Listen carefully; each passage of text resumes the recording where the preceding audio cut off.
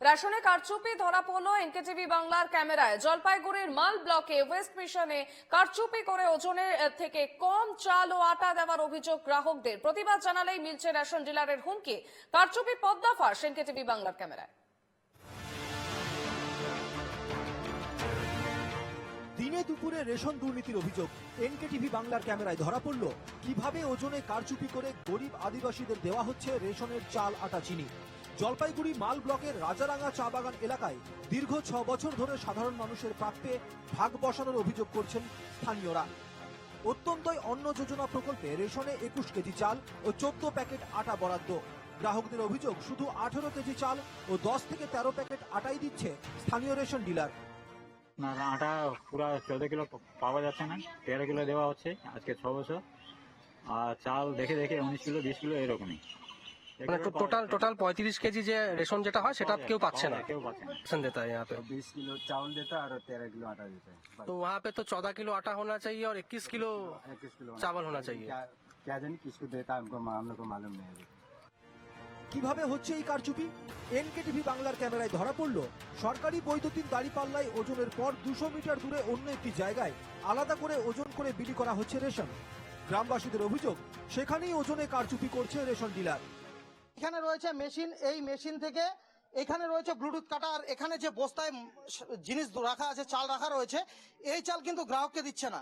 গ্রাহককে না দিয়ে অপর জায়গায় এখান থেকে প্রায় 200 মিটার দূরে আবার একটি জায়গায় সেখান থেকে রেশন দেওয়া হচ্ছে। সেই কাটাতেও তা আবার সরকারি কাটা না, প্রাইভেট কাটা, যে কাটাতে মাপ দেওয়া হচ্ছে 21 কেজি গ্রাহককে দেখানো হচ্ছে। এনকেটিভি বাংলার সাংবাদিকের চাপে পড়ে অবশেষে রেশন বিলির জায়গাতেও নিয়ে আসা হয় সরকারি দাঁড়িপাল্লা, আর সেখানেই হাতে নাতে ধরা পড়ল কারচুপি। রেশন ডিলারের নিজস্ব ওয়েট মেশিন ও সরকারি দাঁড়িপাল্লায় একই পরিমাণ চালের ওজনের পার্থক্য স্পষ্ট।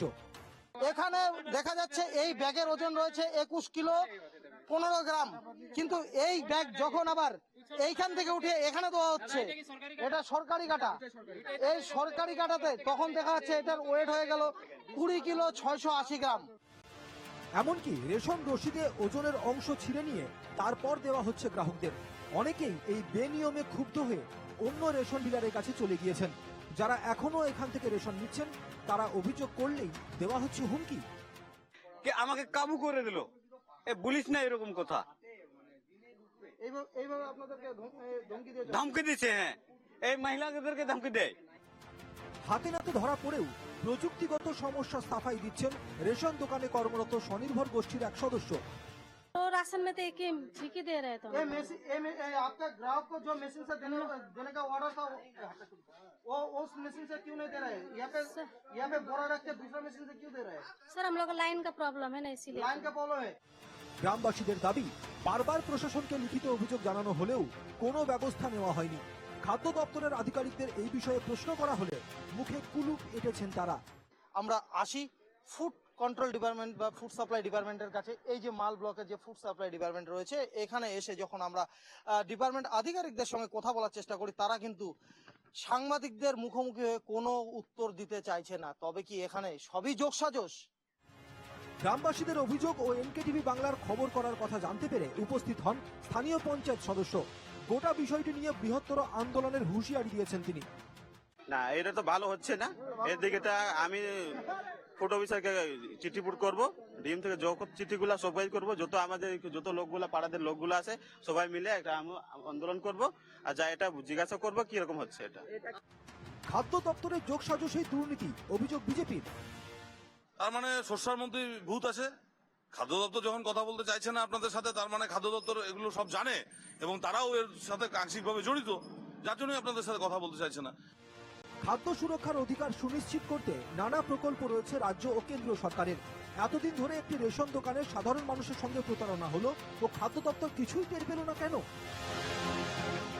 পরিতোষ রায়ের রিপোর্ট, এনকেটিভি বাংলা। এই ঘটনা নিয়ে খাদ্যমন্ত্রী রথীন ঘোষ তিনি কি প্রতিক্রিয়া দিয়েছেন শোনাবো। ঠিকই বলেছে, 35 কেজি পাওয়ার কথা। যদি কোনো কারণে স্লিপ, মানে আমাদের অ্যাকচুয়ালি ওয়েট ঠিক না হলে ওয়েইং স্কেল কাজ করে না, স্লিপ বেরোয় না। তো স্লিপ যখন বেরোচ্ছে তখন ওয়েইং স্কেলটা ঠিক আছে। আমি এখনই আমাদের যে সুপিরিয়ার, আমাদের প্রিন্সিপাল সেক্রেটারি, তাকে জানিয়ে দিচ্ছি।